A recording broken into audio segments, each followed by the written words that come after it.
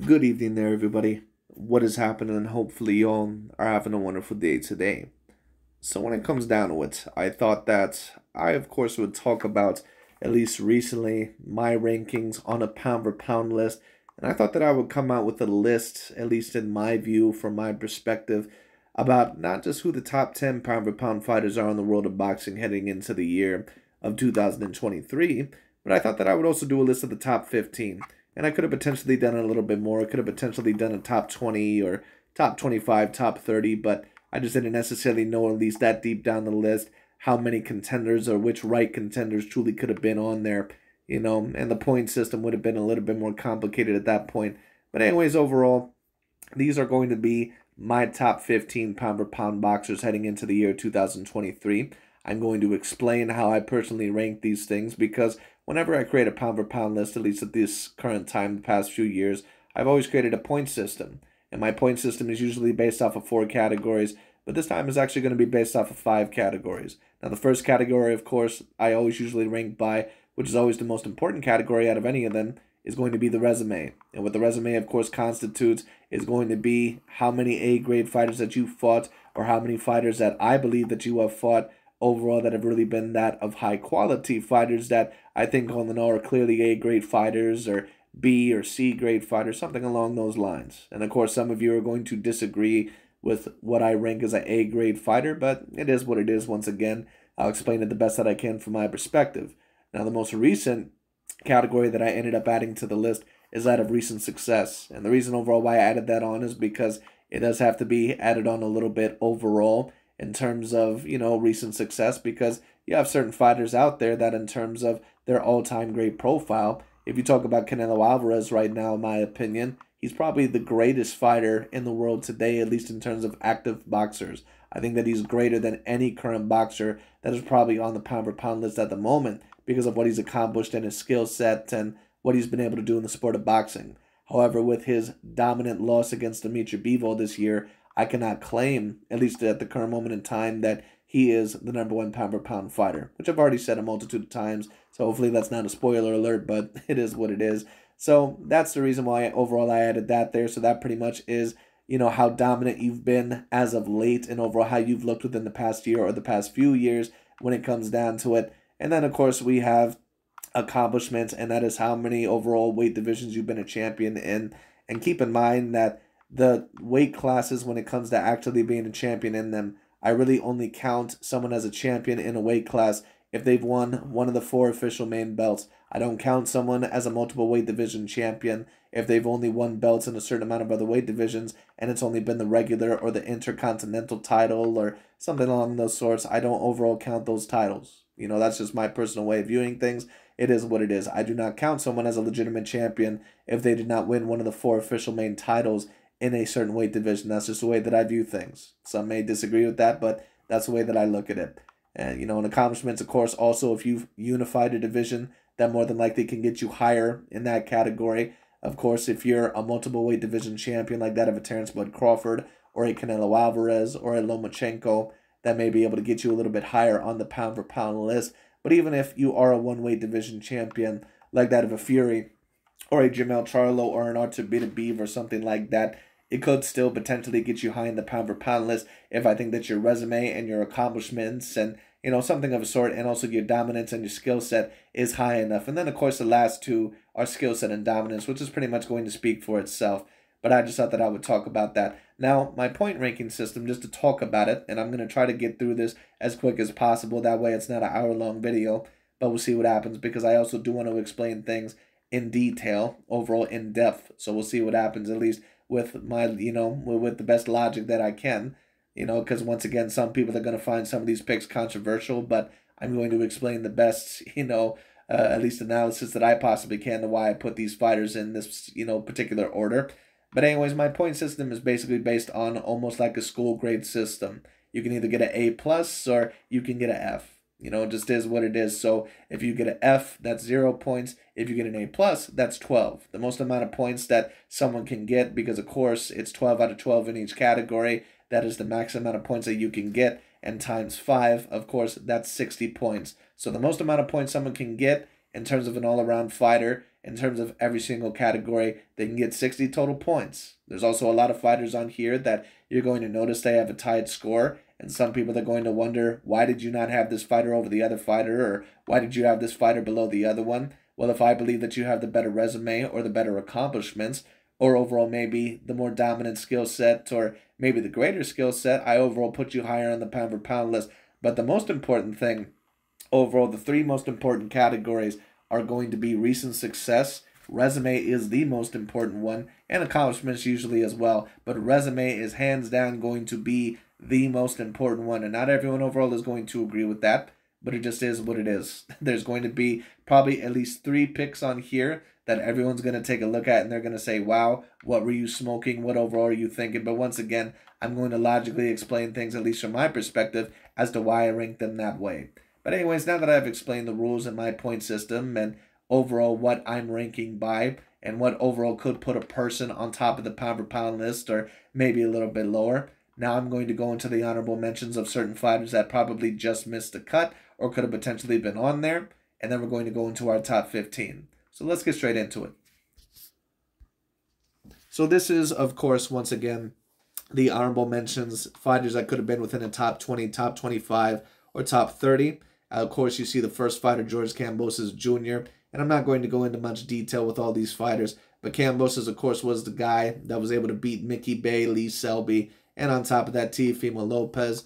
I don't ever believe, personally, in my opinion, that he was ever an A-plus fighter, or even if we're going to go there, an A-grade fighter, but some would debate otherwise. Of course, he was the former somewhat unified champion of 135 pounds, so he's somewhere within that conversation. Teofimo Lopez, of course, could potentially be there as well. He still has wins over Richard Colme and Vasily Lomachenko, and of course Sandor Martin as of recent, even though some people seen it as controversial. I think I had Teofimo Lopez winning 6 rounds to 4, but it was a very decently competitive fight. Overall, Teofimo Lopez is somewhere within the top 20, probably top 25 range, but I think that he just misses it because he has no belts at the current moment in time, and on top of that, his dominance and his recent success probably could have been a little bit better. So it is what it is.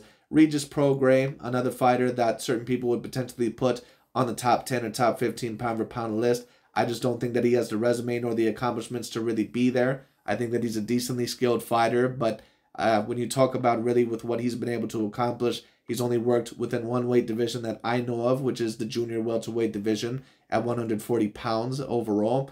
And that basically, overall, he was able to win, I believe, either 1 or 2 belts in that division, but he was able to win them only 1 at a time. And of course, he did lose to Josh Taylor not too long ago, I believe either a year or 2 ago. And the best wins in his career are over Julius Ndongo and Jose Zepeda. Neither do I count as an A-grade fighter. So it is what it is. At least those are the biggest wins that I can personally remember.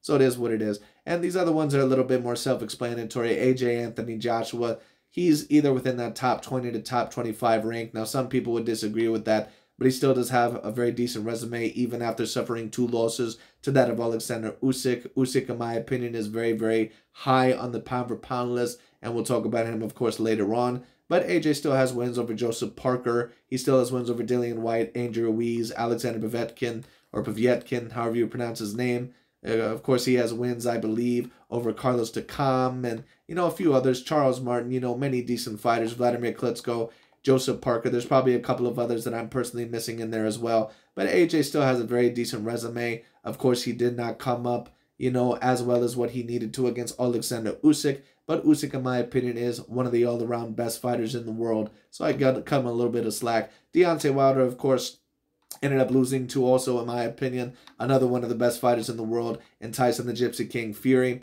But his resume, in my opinion, especially compared to some of the other heavyweights, like that of a Tyson Fury or a Deontay Wilder, in my opinion, it is severely lacking. So that is why he probably just misses my top 20 pound for pound list. I think that he was formerly there before he ended up losing to Tyson Fury, but I don't think that he's any longer there. Now, Steve Von Fulton is the one overall that probably is the most controversial, as a lot of people maybe would take a look at it. The reason why I did not have Steve Von Fulton any higher overall than probably top 20 pound for pound is because the biggest win of his career is over Brandon Figueroa, and I'm not really quite sure if I would 100% debate him as a clear A-grade fighter, but you could, because at the time it was at least debated that it was a fight that could have won either way. So I don't really have a problem with debating that it was at least an A to A- win. You could debate that. although I don't think either Figueroa brother is really the most skilled, but that's just, my perspective. And then, of course, he's only worked within one weight class, I believe, and he's only won 2 of the main belts in that weight class. So in my opinion, in terms of accomplishments and resume, he has a little bit more to do. So that's why he just missed my personal top 15 pound for pound. That's why I've always stated that I do not believe that he's really close to the top 10, at least at the current moment in time. But he still is a very decent fighter, no doubt about it. He still is creeping somewhere within that top 15 to top 20 pound for pound, no doubt about it. Clearly, probably a top 20 overall, at the very least, top 25 pound for pound fighter. So it is what it is. The rest of these, I think, are somewhat explanatory. Brian Gastano, Oscar Valdez also very clearly could have been on this list as well. Roman Chocolatito Gonzalez, Jamal Charlo, Jesse Bam Bam Rodriguez, and Lawrence Okoli. Those are all fighters that could have been clearly at least within the top 30 pound for pound or somewhere around there, but they just missed the cut, at least for this top 15 pound for pound list. But that pretty much is about it for the honorable mentions. I think that I explained things the best that I could. Let's now go in overall to the number 15 spot, and I'm going to try to explain things the quickest and the best way that I possibly can. So at number 15 here, of course, we have Mr. Juan Francisco Estrada, and I gave him a total of 52 out of 60 points, which I believe is still a pretty decent score. Of course, it's not the highest score that it could have potentially happened, but the reason overall why I have him last on the top 15, well, first of all, the reason why I have him here is because, of course, he was recently able to win over Roman Chocolatito Gonzalez. I think that maybe you could have debated it for either fighter, but, I really don't have a problem with him getting it. I certainly do not think that he won the rematch last year, but it is what it is. Overall, the judges also gave him the third fight, and that was a fight that, in my opinion, was a little bit more competitive, or at least overall could have been argued for Juan Francisco Estrada.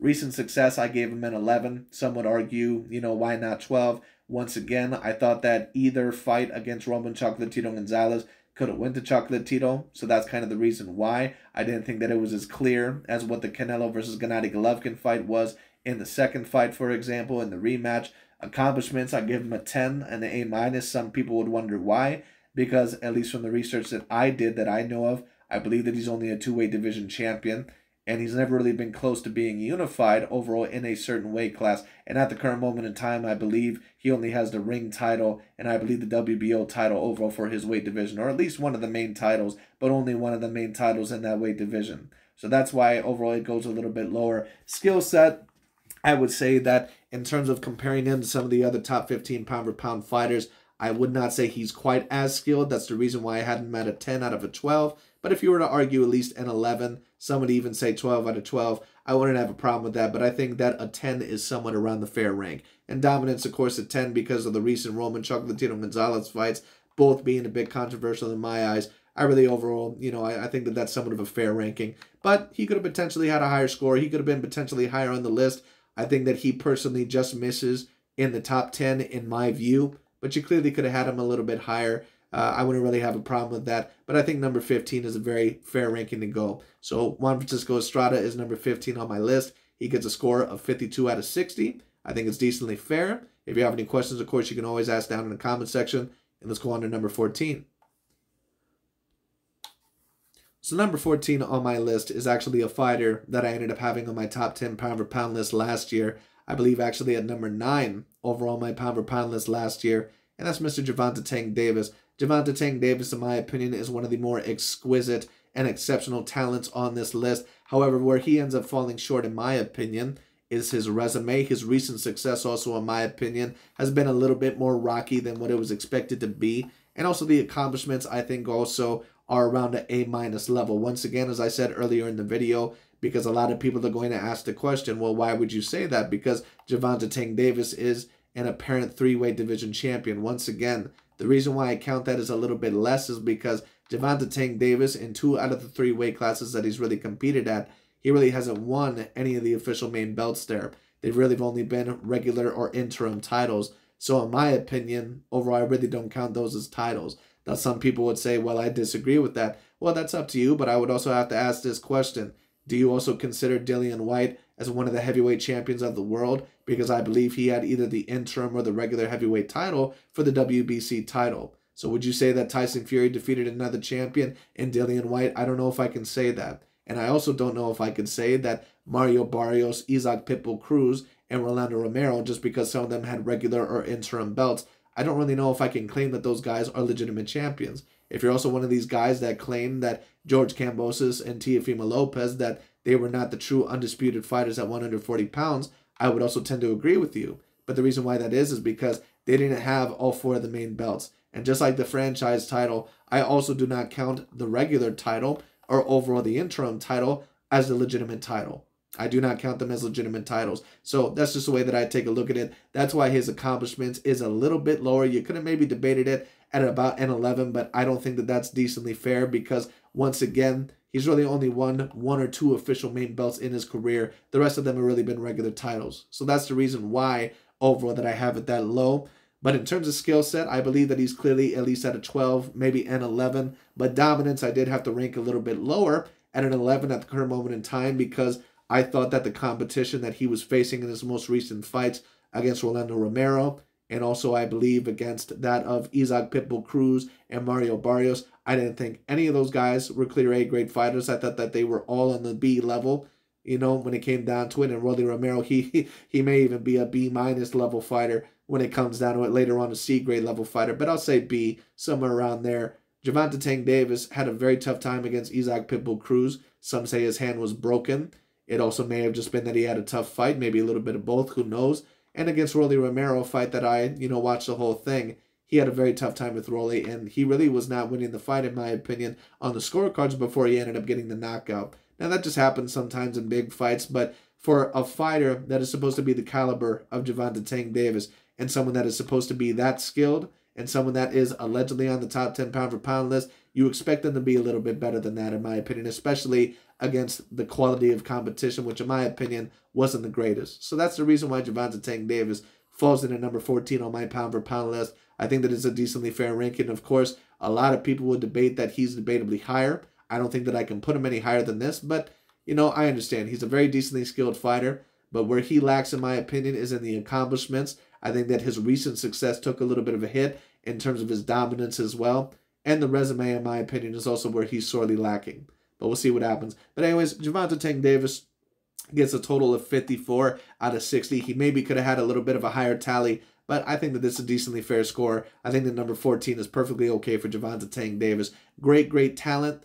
I think that the resume, once again, is lacking and the accomplishments, but we'll see overall what ends up happening. But anyways, that's it for Gervonta Tank Davis. I have my number 14. Let's go on to our next candidate.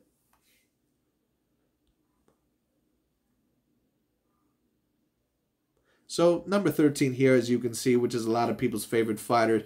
I always, get a lot of comments on Mr. Vasily Lomachenko. Vasily Lomachenko is number 13 on my list. Now, some people, of course, would ask, why do you have Vasily Lomachenko number 13 on your list, but you have someone like a Gervonta Tank Davis at number 14? Because Gervonta Tank Davis is undefeated, and he's been knocking out guys that have been undefeated, blah, blah, blah. And that's somewhat of a fair point. I have them at the exact same score. But where I think Lomachenko beats Gervonta Tank Davis is that clearly, I think, for his weight classes, I think that his resume is clearly better. When you talk about the wins over Nicholas Walters and Gary Russell Jr. and Guillermo Rigondeaux, all those fighters, when he beat them, were ranked as A-grade fighters. And even Jorge Linares was a very dangerous fighter. Maybe some would not say an A-grade fighter. I would say around the A- level, but it's really up to you. Gervonta Tank Davis, I don't know if he really has any definitive A-grade wins. Maybe against Leo Santa Cruz, but it's highly debatable because I'm not really sure if Leo Santa Cruz was ever a definitive A-grade fighter in the first place. But it is what it is. But anyways, recent success, of course, overall, I have to have at a 10 because it's been a little bit rocky. Now, some may say, what are you talking about? He was very dominant over Nakatani, a guy that had never even been stopped in his career. Lomachenko completely embarrassed him. And then against Richard Colmay, a former champion, probably a B-grade fighter for that weight class. Lomachenko completely embarrassed him. Probably the worst that he's ever been embarrassed, at least in terms of a decision win. And that is true, but the biggest test overall, the biggest contest that he had in his career as of recent against the undefeated, very talented Jermaine Ortiz, a lot of people personally believe that he lost that fight. Now, I personally had Lomachenko winning that fight 7-5, but I did see a lot of the same flaws that I seen in the Teofimo Lopez fight. This could have maybe been because Lomachenko, who knows, maybe he was not in the best of shape because he was off for a year. Could have been a little bit of ring rust. But at the same time, it was a very close contest, and in my opinion, a little bit closer than what it probably should have been for someone that is just going to make my top 10 pound for pound list. So his dominance as of recent, because the last big fight, the last big 50-50 fight that he had against Teofimo Lopez, he clearly lost the fight. So I have to have his dominance only at a 10. Of course, he was very dominant over the two fighters that he fought, in Nakatani and Richard Calme. But against Jermaine Ortiz, a guy that also has never been a champion, he was very close to losing the fight, in my opinion. So overall, that's why it's at a 10. Some people, once again, would disagree, but that's the reason why it's there. What I will say is this: in my opinion, Jermaine Ortiz is better than a Mario Barrios or an Isaac Pitbull Cruz or a Rolly Romero. So I'll give Lomachenko that. Maybe you could debate Jermaine Ortiz as an A- fighter. He's at least an A- or B+ fighter. It's up to you, but he's around that level. You know, he's around that level, because I would say that he's probably slightly more talented than any of the other fighters that I just mentioned, but he's around that level. So it's really up to you. But of course, his resume also speaks volumes in the past. So Lomachenko, in my opinion, he deserves to be here, but I just don't really know, especially with him having no belts at the current moment in time, if I can really have him any higher than number 13. I think that 13 is the perfect place for him. Overall, he has a score out of 54 out of 60. His resume, in my opinion, and his accomplishments, being legitimate champion, overall being a legitimate champion, clearly in 3 weight classes, winning the main belts overall in those weight classes. I think that's what puts him slightly ahead of Gervonta Tank Davis and also Juan Francisco Estrada. You know, but anyway, that's pretty much about it for number 13. It was very close between Lomachenko and Gervonta Tank Davis, in my opinion, but Lomachenko gets the slight edge, in my opinion, in terms of pound for pound acclaim. So that pretty much is about it for that. But anyways, let's now go on to number 12, which is probably going to be one of my most controversial picks for a lot of people. But let's head straight into it. And I've been saying this for a great amount of the year. Overall, a lot of people claim that this person was top 5. I claim that, in my view, that he was debatably not top 10. And let's get straight into it. So at number 12, of course, as you see here, one of the only undisputed fighters in the world of boxing today, also including Canelo Alvarez, Josh Taylor formerly, but of course he lost one of his belts because, of course, he overall, got rid of it to rematch Jack Catterall. And there might even be another one. Oh, yes, Devin Haney, I believe, as well. Naoya Inoue. Actually, now that I think about it, there's quite a few who have unified now. And there's a couple other ones that are very, very close. But Jermell Charlo falls in at number 12 on my list. Now, some of you, once again, are going to take a look at this and you're going to say you're absolutely crazy. How do you not have him within your top 5? How do you not have him within your top 10? What is going on here? This is absolute robbery. Why do you have him at number 12? Explain. Well, I'm going to explain right now. First of all, when you talk about the first category in terms of the resume, and I've already explained this, I do not believe that 154 pounds was the most competitive. That's not me saying that it's the worst unification division that I've ever seen.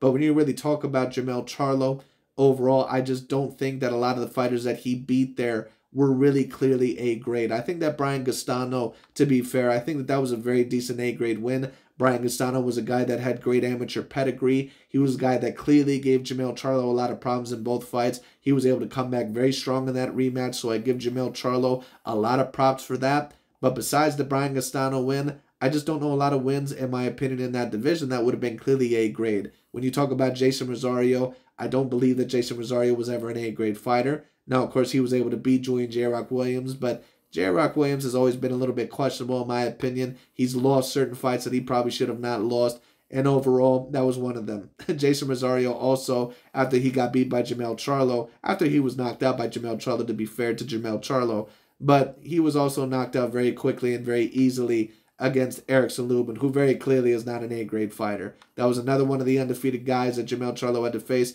a guy that was never a champion and, in my opinion, never an A-grade fighter. And then, of course, you have the loss to Tony Harrison that just happened a couple of years ago, and he was able to come back and win that fight against Tony Harrison. But all in all, none of those fighters besides Brian Gastano, in my view, were A-grade. That's why I only have his resume as an A-, and some would disagree, but I don't think that I can. I think that his A- is deserved. It's very clear that he at least deserves an A- because the Brian Gastano win, very, very big win, but that is the only definitive A-grade win in his career, in my view. That's why I have him at number 12. So it just is what it is. Recent success, of course, I gave him an 11.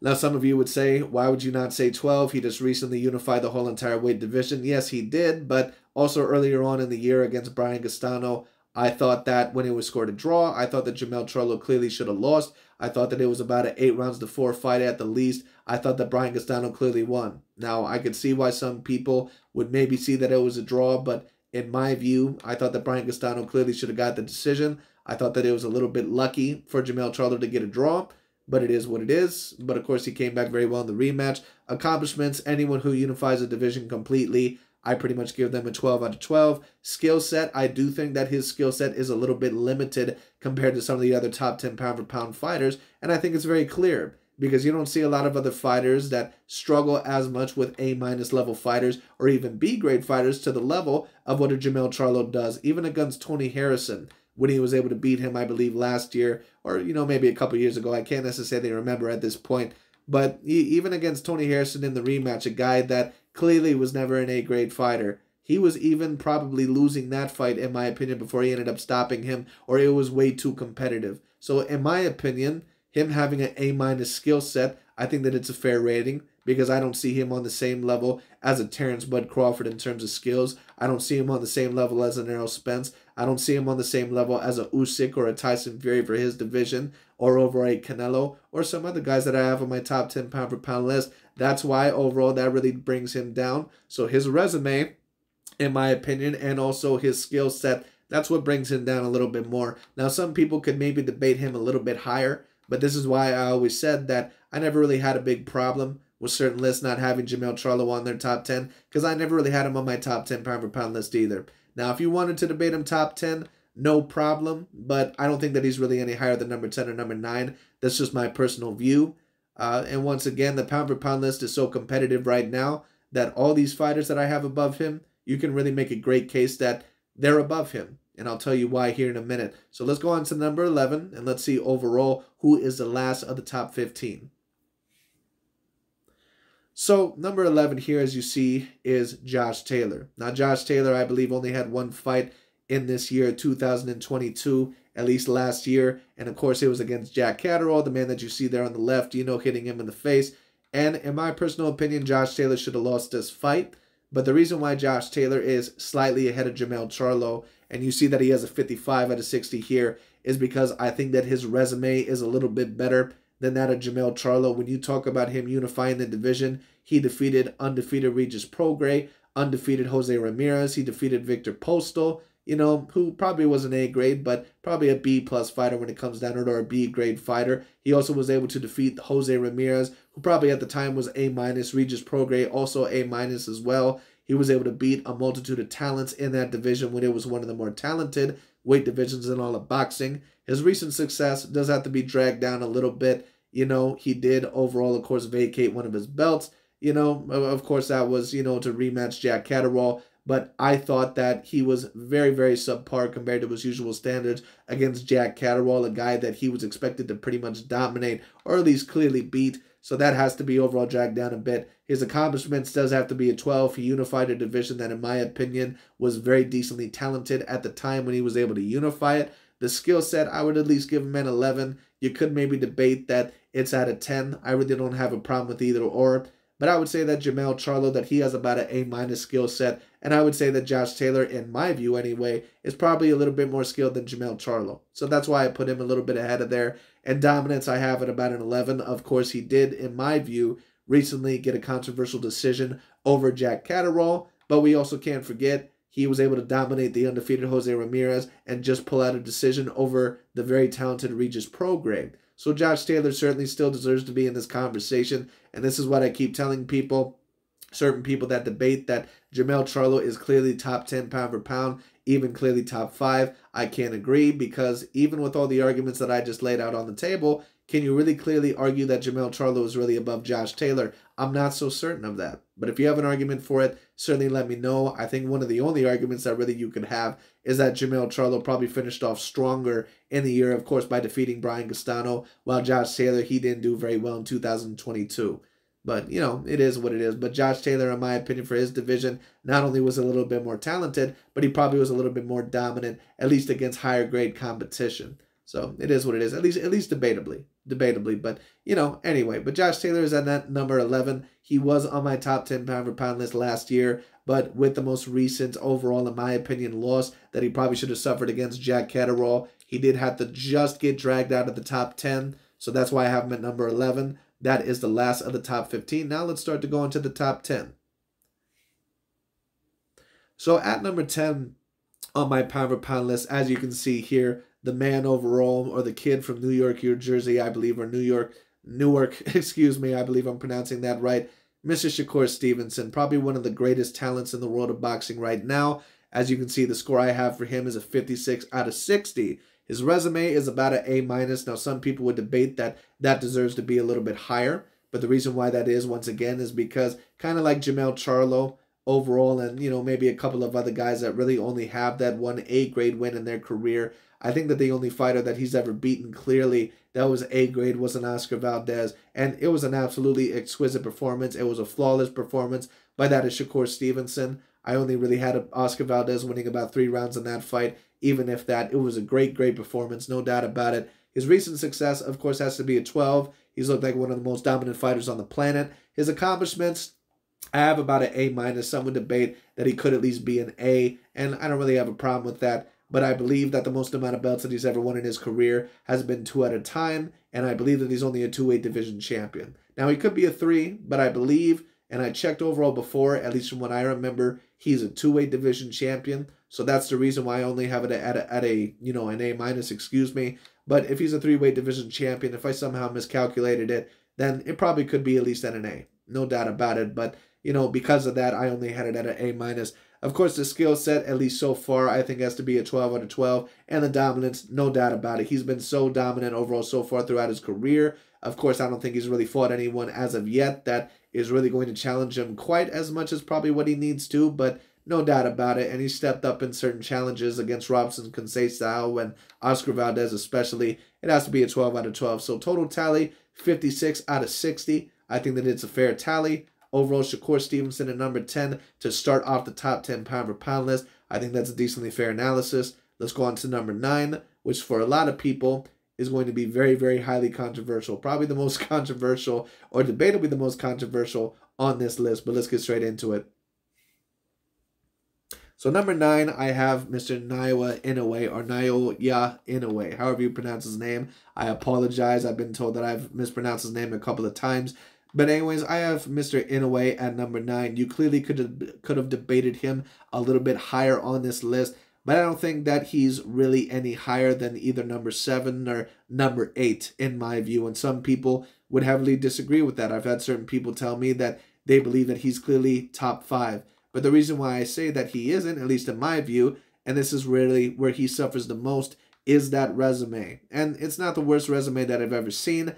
But when you take a look at a certain amount of the fighters that he's fought, I just don't think that Payano, I don't think that Jamie McDonnell, I don't think overall that Emmanuel Rodriguez, I don't really think that an older version of Nonito Donaire, I don't really think that these fighters are 100% debatable A-grade fighters. And some of you may disagree, but that's just my personal opinion. That's why I say overall that this Stephon Fulton fight, if it does occur, if Inoue is able to get his hands on there, and if he's interested in taking the fight, which it seems like he is, that is pretty much the key for him being either top 5 or potentially the best fighter on the planet. I think that that clearly is the key. But if he ends up losing against Stephon Fulton, I just don't know if I can really claim that, wow, don't forget that he was able to win over, Emmanuel Rodriguez and Jamie McDonnell. I'm just not really sure if any of these other guys were really clear A-grade fighters, at least not fights that probably were going to be looked at as 50-50 fights. And what I mean by that is that there's a certain amount of the fighters, especially on this pound-for-pound list,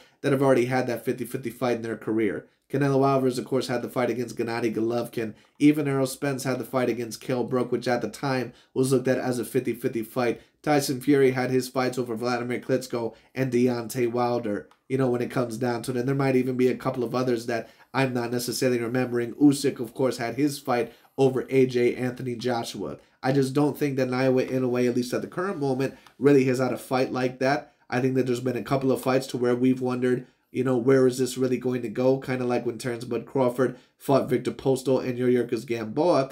but I don't think that there's really ever been a fight to where a lot of people actually thought that Inoue had a great chance to lose. Now, some of you may disagree with that, but that's just the personal way that I see it. So that's why he comes in a little bit lower. But of course, recent success. Listen, the man has won a Muhammad Ali trophy, I believe, a Super Series tournament. He's also completely unified a division. In terms of accomplishments, you can debate that he has the greatest accomplishments on the planet. Of course, when you talk about his skill set, very, very highly skilled. I think that his skill set still has yet to be tested against overall real fighter that is really going to give him a 50-50 matchup. So that's the reason why I only gave him an 11. But you could clearly argue that it could be a 12 out of 12. It's really your opinion. I think sometimes that he's a little bit too stiff, or sometimes he gets hit a bit too much. But of course, certain people would disagree. That's just my view on things. Once again, I need to see him against a Stephen Fulton, someone that I truly believe is a 50-50 test for him to really see how greatly skilled that he actually is. And then I have no problem with putting him within the top 5 or even potentially number 1. I have no problem with it. But I need to see that fight first. And then, of course, the dominance. There is no doubt about it. He's at least overall a 12 out of 12. There is no debate about it. One of the most dominant fighters on the planet, if not the most dominant fighter on the planet. But once again, I need to see you against fighters that, in my opinion, overall, I think can really, really, really challenge you. You know, even though he has some decent wins over Nonito Donaire and overall Payano and, of course, Jamie McDonnell and, you know, overall, of course, Emmanuel Rodriguez. But I just don't know if I can really claim that any of those are definitively A-grade wins, at least in my view. So we'll see overall what ends up happening there. But Naoya Inoue ends up at number 9 on my pound-for-pound list.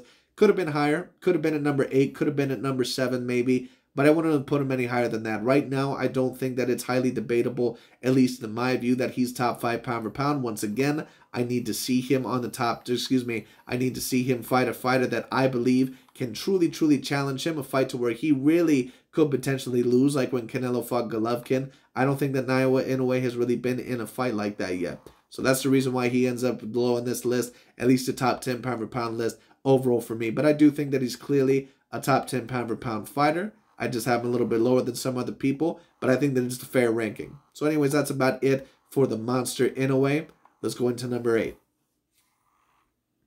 So number 8 here, of course, as you see, we have Devin the Dream Haney. And some would disagree that I have Devin the Dream Haney over someone like an Inoue, but I think that they're around the same ranking. As you see here, they have about the same scorecard, if not the exact same scorecard, 57 out of 60. When you talk about the resume for Devin Haney, I also don't necessarily believe that it's the greatest of resumes. Now, he was able to beat Jojo Diaz. He was able to beat overall Jorge Linares. I mean, in my opinion, when he was chopped liver, but it is what it is. But, of course, the biggest win of his career / wins was, of course, the 2 fights against George Kambosos, the man who beat the man who beat the man. So we do have to give Devin Haney a decent amount of credit there. He was able to beat George Kambosos in 2 separate fights, and neither of them were really particularly close. He was extraordinarily dominant in both of them. So I think that his resume at least deserves a grade of an A-, because I would say that Kambosos is at least around the grade of an A- level fighter. You could debate that. Recent success, of course, has to be a 12 out of 12. Accomplishments, like I said, you completely unify a division like what he did. You know, you get a 12 out of 12. Skill set, I would say, is at least around an 11. I could have maybe put it as a 10 because, in my view, he probably gets hit a little bit too much for his own good. I would say that, at least from what I've seen, that Inoue is probably more skilled than what I've seen from Devin Haney. And, you know, I think that other fighters, even on this list, were potentially more skilled than Devin Haney that were probably lower than him. But I at least have to give him an A grade at the moment because he seems overall decently skilled. He looked very, very dominant against George Kambosos.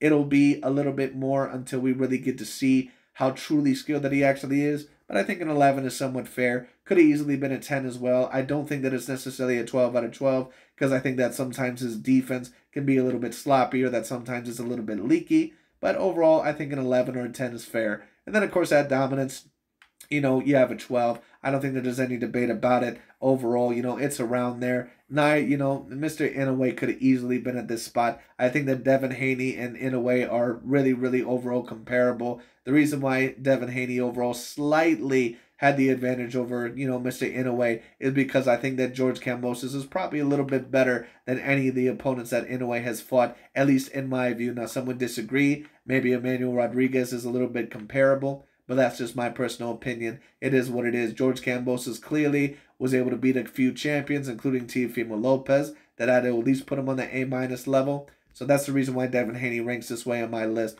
But anyways, that's pretty much about it for Devin Haney. He has a total score of 57 out of 60. I think overall that is a decently fair ranking. And let's go on to number 7.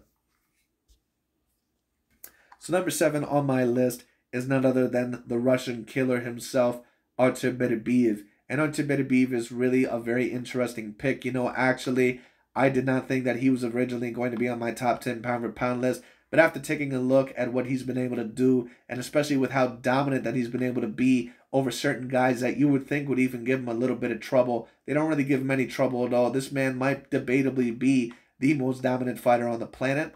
And that's eventually why I had to put him on my top 10 pound-for-pound list. Now, the resume is only an 11 out of 12. It's not a 12 out of 12 because I don't think that he's yet fought a fighter that, in my view, is clearly going to challenge him to quite the degree of maybe of what a Canelo could if he does have a successful run at 175, or maybe what a Dimitri Bivol could or something like that. I don't think that he has a name quite like that on his resume yet, but it at least deserves to be an A. He was able to defeat Marcus Brown, who was a former champion. He was able to completely dominate him overall, and Marcus Brown was a former champion who only had one loss in his career, a very decently talented fighter. He also was able to completely squash Joe Smith Jr., the only person to this day that was able to stop him and clearly stop him within that amount of time. He also was able to defeat Oleksandr Usyk, who very clearly was an A-grade fighter when he beat him, and he was able to punch him into submission so bad that Usyk never fought again after that fight, and he still retired. So overall,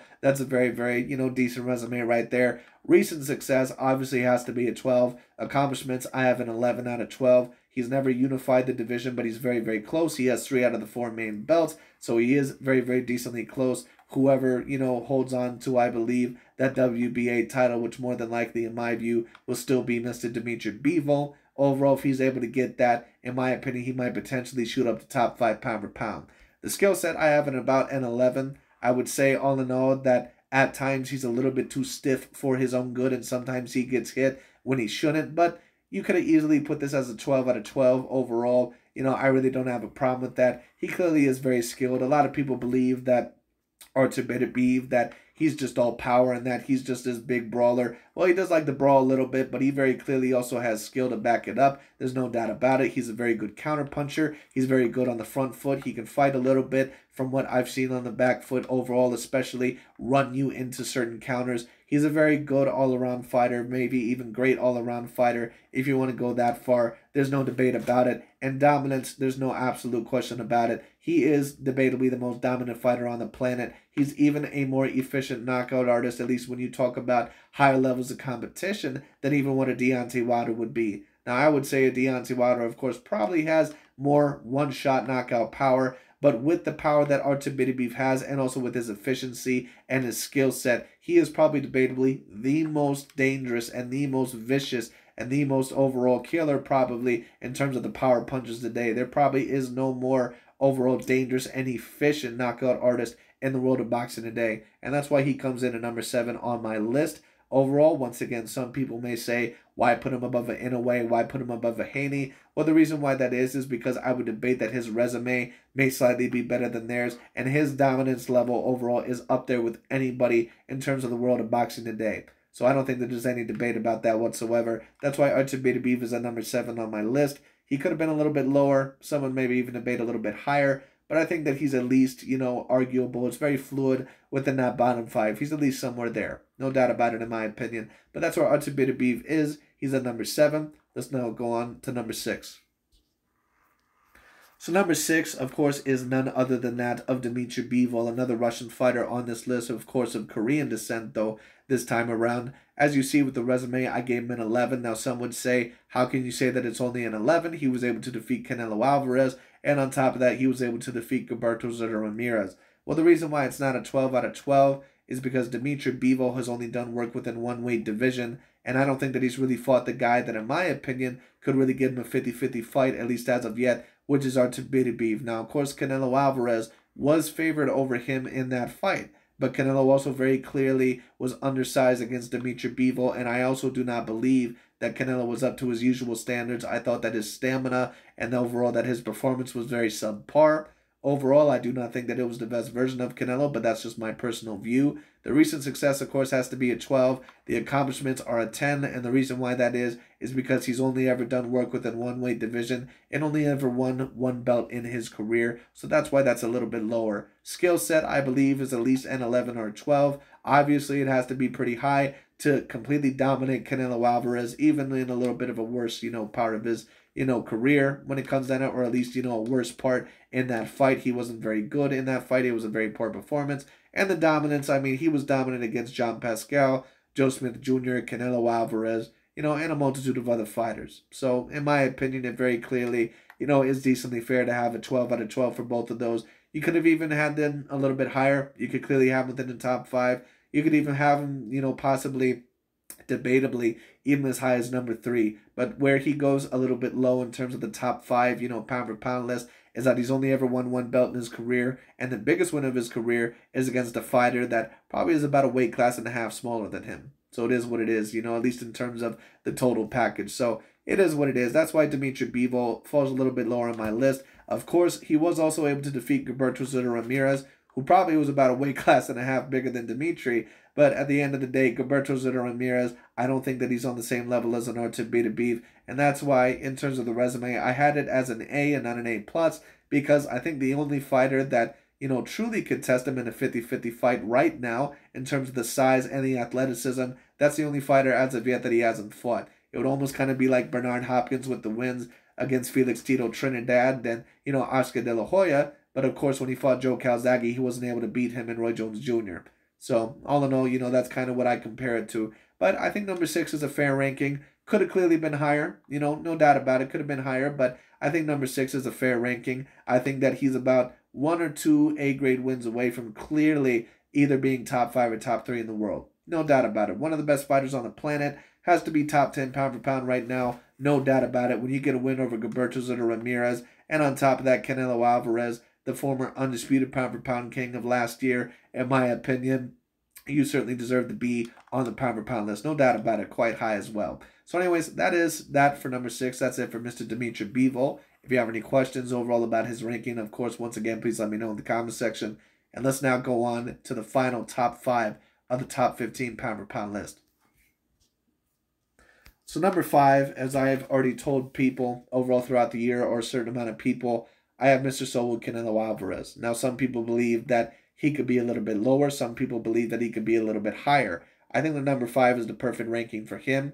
When you talk about his resume, there's no doubt about it. It's clearly a 12 out of 12. But his recent success does have to go down a little bit. He was favored against Dimitri Bivol, and he did get clearly dominated in the fight. I thought that he at least clearly lost 8 rounds to 4. Some would even debate a little bit more dominant than that, like about 9 rounds to 3. Some would even debate more. I would say that it was about 8 rounds to 4, but it's up to you.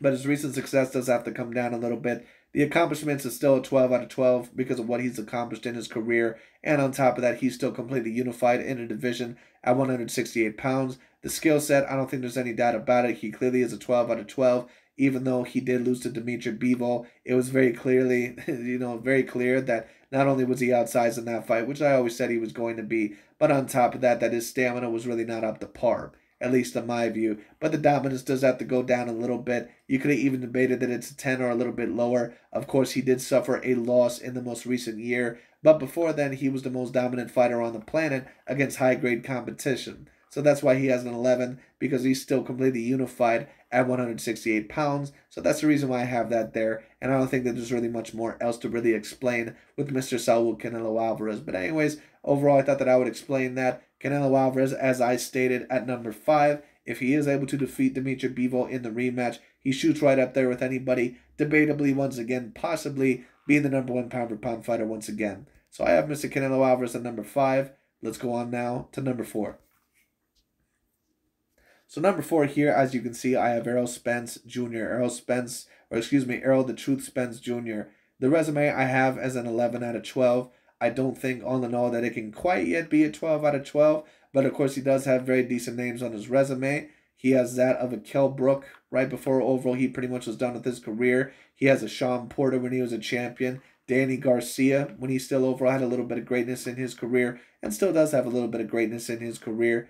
I believe he was also able to beat that of a Mikey Garcia, and of course looked very, very dominant against that of a Yordenis Ugas overall. So very, very particularly great fighter, no doubt about it in my opinion. But of course he still has yet to have that feather in his cap over Terrence Bud Crawford, and the same with Terrence Bud Crawford. So Errol Spence Jr., that's kind of why he resides there. Recent success has to be a 12. He looked extraordinarily dominant against Yordenis Ugas. Accomplishments, he has 3 out of the 4 main belts and one of the more talented divisions in all of boxing at the welterweight division. But once again, he has never unified a weight division. And on top of that, all in all, at least completely, and on top of that, he's only done work within one weight division. So it has to be an 11 out of 12. Skill set, I think it's about a 12. If it's not a 12, it's about an 11, somewhere around there. Dominance clearly is a 12. I don't think that there's any debate about it. So Errol Spence, I think very clearly is at least at the number 4 spot. Some would debate him a bit lower, some would debate him a bit higher, but he's anywhere from that 3 to 6 range, in my opinion. He's anywhere from there. He's right there with Bivol, Canelo Alvarez, and Artur Beterbiev, and some of the other fighters on this pound-for-pound list, and of course Canelo Alvarez, if I didn't mention him. But his total score is 58 out of 60. I believe that that's around the same score that I gave Canelo, if not the exact same score. So Errol Spence Jr., in my opinion, he does slightly beat out Canelo because of his most recent success. And on top of that, he's undefeated, and Canelo did suffer a loss in the most recent year that does have to be counted. So all in all, I thought that I would count that. But anyways, Errol Spence Jr. at number 4. Overall, we'll see if that Terrence Bud Crawford, of course, fight does end up happening next year. Hopefully it does. We'll see what ends up happening with that. Errol Spence at number 4. Let's go on to number 3. So at number 3 on my pound-for-pound list, I have Terrence Bud Crawford. And this might be a bit controversial overall. I think a lot of people, though, could possibly understand my point. Terrence Bud Crawford, the biggest weakness, I think, about his whole profile, because as you can see, all the other categories are 12s, is his resume. The problem is that besides Sean Porter, which I would grade probably as an A- win, because, yeah, Sean Porter did have losses to a multitude of other fighters, but he still very clearly was probably one of the better fighters in the world. Still one of the top 5 welterweights in the world when Terrence Bud Crawford beat him. He gave every single one of the guys that he ever fought a tough fight, even the fights that he lost against Errol Spence Jr. and Keith Thurman and Kell Brook. And on top of that, he was able to defeat Danny Garcia, Devin Alexander, and a multitude of others. Some guys that are either debatably A grade or very high B grade, Paulie Malignaggi, all those guys.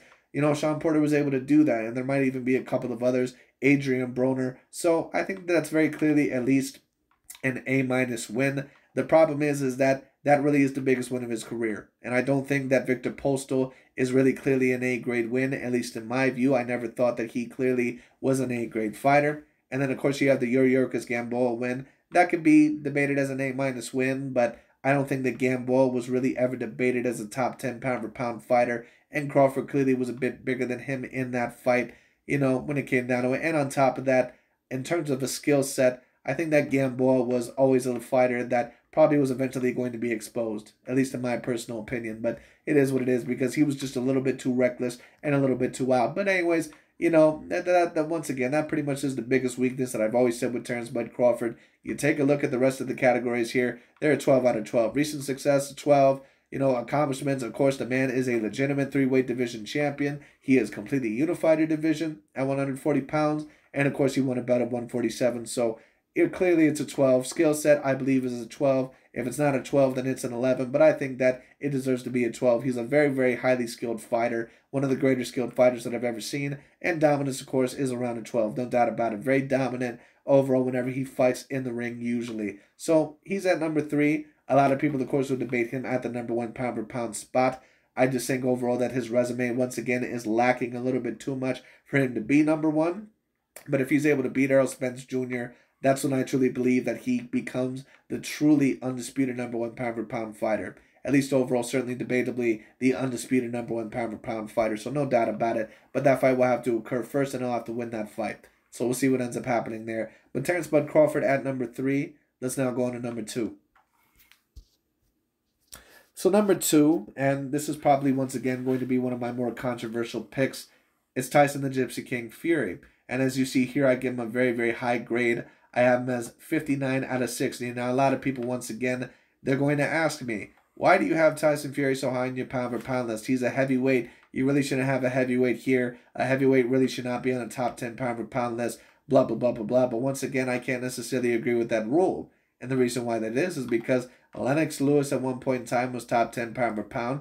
Vladimir Klitschko at one point in time was top 5 pound per pound. Mike Tyson overall was debatably at one time, at least on many lists, the #1 pound for pound fighter. And Ali, I believe, also at one point in time was also top 10 as well. So I can't necessarily agree with the heavyweight rule. I think that he very clearly is a top 10 pound for pound fighter. When you talk about his resume, I think it's at least an A. Now, some people would say, what are you talking about? You know, he beat Wilder. He was a little bit of a limited fighter. He beat Klitschko when he was a bit older. And that is true. All that is true. But he beat Vladimir Klitschko when he had not lost in 10 years. It was kind of like when Conor McGregor was able to beat Jose Aldo when he had not lost in 9 years. Vladimir Klitschko was favored in that fight, and not a lot of people remember this fact. But when that fight finally occurred, Vladimir Klitschko, I believe, was favored to win against Tyson Fury by knockout probably within the first 6 to 8 rounds. And Tyson Fury was able to go in there, show his elite skill set against Vladimir Klitschko. He was able to completely embarrass him, almost completely unify the heavyweight division. He was able to embarrass, the very elite Klitschko, at least at the time, even though, yes, he was a bit older. But once again, remember, he hadn't lost ever since 2004 or about 2005, somewhere around there. So still, very clearly, Klitschko was very elite at the time. He was still looked at as very good. He was very heavily favored going into that fight, and Tyson Fury was able to beat him. He was able to clearly embarrass him. And against Wilder, yes, Wilder very clearly is not the Muhammad Ali of this generation. He's never going to be someone that is the most skilled fighter around, but he still was very, very dominant in some fashion. And on top of that, he was always very dangerous. He was probably about the George Foreman of this era. Not really someone overall that, once again, has the greatest of fight instincts or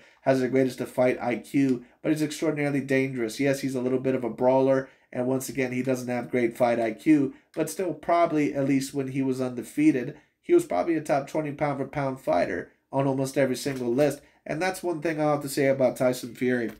He's the only fighter that on this list, or one of the only fighters, that clearly beat a top 5 pound for pound fighter when they were almost ranked on every single list as top 5 pound for pound, and also beat a clear top 20 pound for pound fighter. And he was able to dominate the both of them. And that's not even counting his very big win, probably an A- win over Dillian Whyte. Once again, Dillian Whyte has never been a legitimate champion, but it's a little bit harder to be that in the heavyweight division because there's only one weight division that they can all fight in, and there's only 4 belts. They can't move up and down the weight classes like other fighters can, potentially. So Tyson Fury, once again, very dominant fighter. And when you talk about his recent success, obviously a 12 accomplishments has to be a 12 for the heavyweight division. He's won every single belt in that division that there is to own. On top of that, he's undefeated. The skill set, I believe, for a heavyweight, very clearly a 12. Some would disagree, but he can fight going forward. He can fight going backward. He can fight in any dimension when it comes down to it. On top of that, he has great stamina. Overall, he's a great athlete. He has decent power,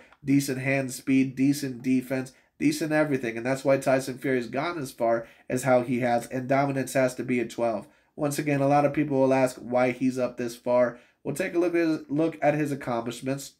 And also, once again, when he defeated Vladimir Klitschko overall was clearly ranked top 5 by almost every single pound for pound list out there when he beat him. When Inoue, for example, beat Nonito Donaire, Donaire was not even ranked within the top 20 or top 30 pound for pound when he ended up beating Donaire. And that is the difference, because a lot of people like to make comparisons with that, but it's not really the same comparison. You have to take a look at when they beat the fighter and how they were ranked overall, especially if they were an elite fighter. And Klitschko, in my opinion, clearly was an elite fighter. He wasn't a fighter that, later on got exposed as someone that was an A grade. Yes, he had some limitations, but Fury was able to expose those limitations like not a lot of other fighters were able to do in the great Vladimir Klitschko's career. And then, of course, he was able to do the exact same thing to Deontay Wilder, one of the most dangerous heavyweights of the past 15-plus years. So Tyson Fury gets a lot of credit in my book. And then, of course, he was able to be completely dominant against a top contender, probably A- contender, in Dillian Whyte, and knocked him out in 6 rounds.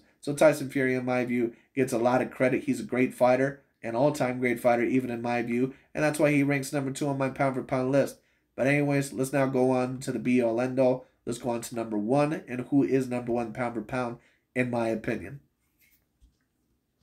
So number 1, as you can clearly see, is Mr. Oleksandr Usyk, the cat, the Ukrainian cat. And he is the only fighter on this list that has a 12 out of 12 in every single category. Now, there's certain categories that maybe you could have debated. The resume, maybe you could say that it could have been a bit lower, but when he fought overall at cruiserweight, it was a decently competitive division. Not all those fighters are probably the most well-known guys, but that's because cruiserweight is not always the division that is the most paid attention to. But a lot of those guys are decently talented. Glowacki was an undefeated fighter. Murat Gassiev was an undefeated fighter. Michael Hunter was an undefeated fighter. All these guys were undefeated, and Oleksandr Usyk was able to beat them pretty much like they were amateur pedigree fighters. So Usyk gets a lot of credit for me for defeating the cruiserweight division. Not saying that it's the most talented division that was ever unified when it came down to it, but I would give it about that grade of an A-, maybe even a bit more. Some would disagree, but it was very decently talented, and that's not even counting his wins over Tony Bellew or a couple of other fighters like that of a Marco Huck. Two fighters that I probably will not rank as A grade, but the Glowacki win I think is a decent win. You know, definitely the Michael Hunter and the Murat Gassiev fight. Murat Gassiev, a lot of people don't remember. He had a very decently competitive fight against the undefeated Cuban knockout artist. That was the next big hype overall at cruiserweight overall, who had a lot of knockouts. You know, the Cuban fighter Yornier Dorticos, and Murat Gassiev was able to knock him out. Well, Usyk then fought Murat Gassiev, and he was able to completely embarrass him. He completely unified the cruiserweight division, and then he went up to heavyweight, beats Derek Chisora, who's probably around the C-grade fighter, probably always has been. But then he fights Anthony Joshua, one of the more dangerous fighters at the heavyweight division, probably the second best heavyweight in the world at the time, when Usyk ended up beating him overall, not just once, but twice this year, I believe, and he did it dominantly both times in a first fight that a lot of people, including myself, did not believe that he was going to win. In my view, he won both fights at least about 8 rounds to 4, if not even 9 rounds to 3. And he was outweighed by 20-plus pounds in that fight. And his skill set, in my opinion, clearly is a 12 out of 12. There's no debate about it. His dominance is a 12 out of 12. The recent success is a 12 out of 12. And Oleksandr Usyk also has something that no other fighter on the planet has. He is the closest overall, especially in 2 decently competitive weight divisions. He's been the closest to any other fighter in the world to completely unifying 2 separate weight classes that also were both decently competitive.